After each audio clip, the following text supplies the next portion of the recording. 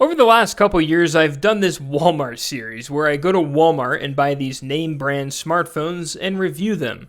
Think Samsung, Motorola devices, even Apple devices, where of course you could go to the manufacturer and get those smartphones, or you could go to Walmart and get those same exact smartphones for a fraction of the price. When I first started doing this series, I thought I would find that there was something wrong with these smartphones, and in the end, there really hasn't been anything wrong. And in today's video, we're going to be doing very similar, except we're going to be reviewing a Samsung phone. To be exact, the Samsung Galaxy A16 5G. I also had to snag the A15 5G because this was only released last year, and Walmart is now selling it for $40. Now, I'm not going to cover the A15 5G in today's video. I just wanted to tell you guys to watch this during Black Friday because it'll get even cheaper than that. Now, this one here, the A16 5G, was released in January of this year, and Samsung currently sells it for $200. But thanks to Walmart, you could go snag this for $99 right now. So in this video, we're going to talk about if this is worth the $99. Also, thanks to FlexiSpot for sponsoring this video. That's actually where,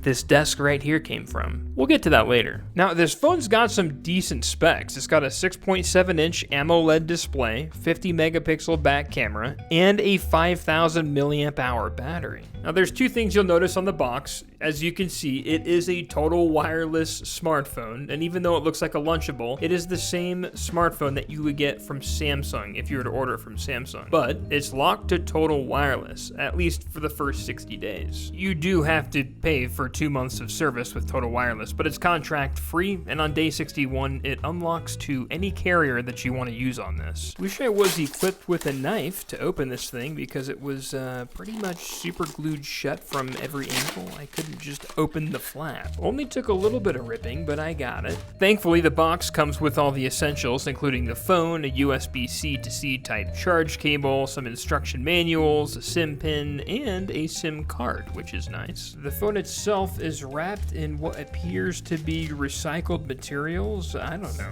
It feels kind of fuzzy. Huh, interesting. Now, this is my first time handling the A16 5G, and I'm gonna be honest, I just feel like this is going to be a fingerprint magnet. But for 99 bucks, you get a 5 megapixel ultra wide camera on the top, a 50 megapixel wide camera in the middle, and a 2 megapixel macro lens on the bottom.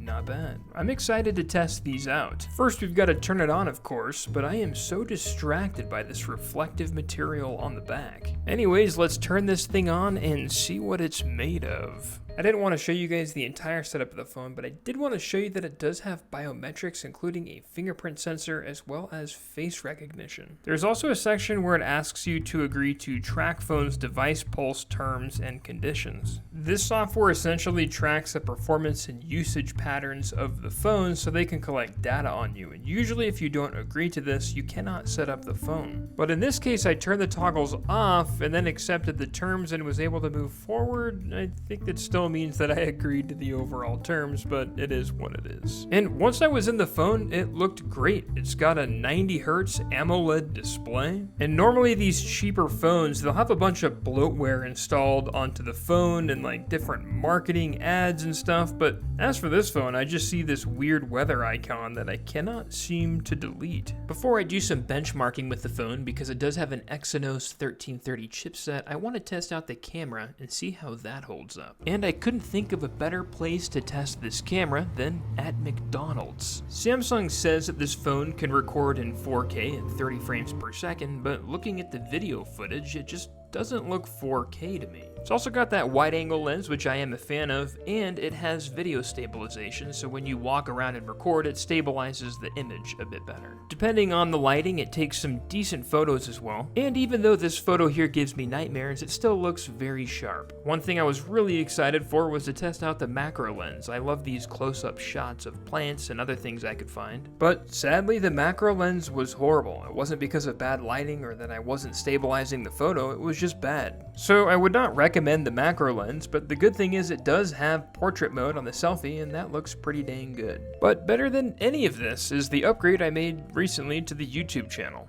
So for the last couple years, I've been recording all of my YouTube projects in this closet, which is pretty cool because it is soundproofed. And in the winter, it gets awfully warm in here. But one of my biggest complaints is my desk, which is right here. So this desk is pretty bad. I don't think anybody has a desk that looks like this, especially if you're a YouTuber. But if your desk is wobbly like this, I don't recommend using it. Also, as you can see, I'm a pretty large person, and being confined in this closet, recording YouTube videos at this small wobbly desk, it has not been pleasant. So as you guys can see, it was definitely a time for an upgrade for the YouTube channel, and thanks to today's video sponsor FlexiSpot, they sent me their E7 Pro standing desk about 2 months ago, and oh buddy.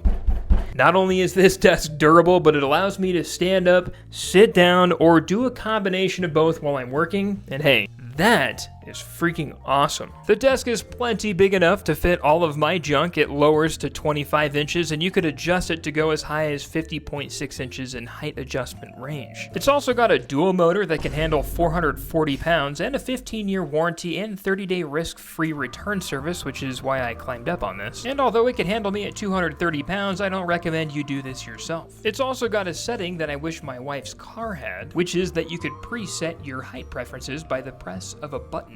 And compared to Uplift or Fazebo standing desks, you're getting the same or better stability, height range, dual motors, and a 15-year warranty for way less. FlexiSpot is currently running a Black Friday sale for the E7 Pro standing desk, so if you guys want to try it out for yourself, go down to the pinned comment below. I put a coupon code there that you can use, and it is a 30-day risk-free run, if that's what you want to call it. If you don't like the standing desk, you could send it back to FlexiSpot. FlexiSpot, thank you so much for sponsoring today's video, and let's get back to it. Before jumping into the performance of the phone, I did want to mention something, and that is the build quality of the phone. The bezels are made out of this plastic material, which if you rub against something like concrete, it'll actually damage the bezel pretty good. So if you are going to get this phone, I do recommend spending at least 10 bucks on a case and putting this phone straight into it, especially because the phone's not waterproof either. I can definitely appreciate that the phone has a setting called adaptive brightness, which will automatically brighten or dim the screen when you're outside, and this prevents overheating. Although I would say that I would prefer the brightness to be up while I'm in the sun. And definitely no complaints that we get an AMOLED screen for just $99, but the back is very fingerprinty like I mentioned before. But how does the Exynos 1330 hold up? Well, I downloaded Geekbench 6 and I put it through some benchmarking and was actually,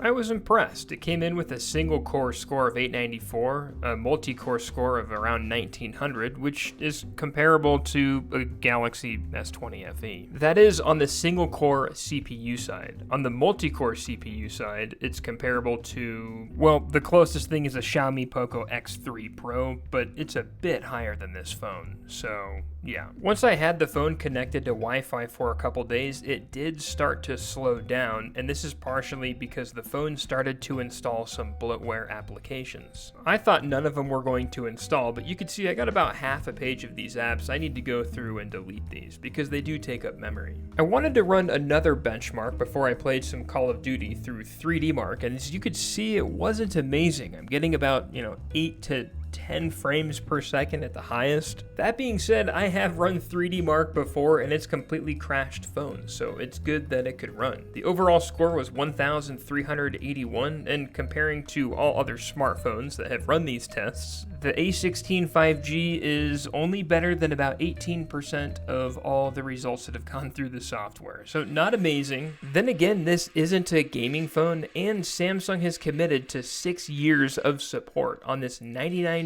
phone, so you can be using this for the next 6 years. I just realized that there's only one speaker on the bottom of the phone, and if you cover it with your finger, then yeah, you can't hear it at all. Anyways, based off of the benchmarks, I wasn't sure if I was going to be able to do any gaming with this phone, but to my surprise, you can play games like Call of Duty just fine. It actually runs really well. It ran any app I threw at it just fine. I'll show you more in just a second. I did want to mention that I was pretty excited that the A16 5G does support 25 watt super fast charging, but it does not come with a wall adapter. Honestly, I'll take it though because it's got a 5,000 milliamp hour battery and it lasts for a couple days without me even having to charge it. Unfortunately, after having the phone on for a couple days, it continued to install these bloatware applications and I had to just take some some time and delete everything. So I guess it's a downside of having a $99 phone. That being said, I was able to run the applications that I did want just fine, like Instagram, TikTok, WhatsApp, my banking applications, email. They all ran just fine, and like I've mentioned, there wasn't any application that the phone could not handle. He's in his own world. He really quiet for real unless he know you. He's funny as hell though, but if he know you type shit. And it's always a plus when there's a physical SIM and a slot for expandable storage for a micro SD card slot, and the phone can accept up to 1.5 terabytes of expandable storage. And when I saw this ring right here, this is essentially a seal to keep water out. I was thinking, oh dang, this phone's like IP68 rated, right? No, not at all. This phone is rated as IP54, which means it's resistant to like dust and water splashes, so be careful while you're scrolling on your toilet, because if you drop it in there, it's not gonna last. So like I said earlier in the video, I would put this thing straight into a waterproof and shockproof case if I were to spend the $99 on it. So yeah, do I think that the A16 5G is worth the $99 price tag that Walmart is currently offering? You know, I think that really depends. Like, if you're looking for a $99 phone that's brand new, this is definitely an option. As you saw in the benchmarking, it's definitely not a powerhouse of a phone, but for what it is, it's really not bad. For example, the way I use phones, I need to have a really good camera, I need a lot of storage, and I'm pretty freaking tough on my phones. If you need a cheap phone that will make calls, send text messages, and do some light photos, this is not a bad option, and that's tough to beat for 99 bucks. Anyways, thank you guys so much for watching this video. I had a lot of fun making it, and I hope you guys enjoyed it, and if you want to see more videos like this, be sure to subscribe, where I release videos like this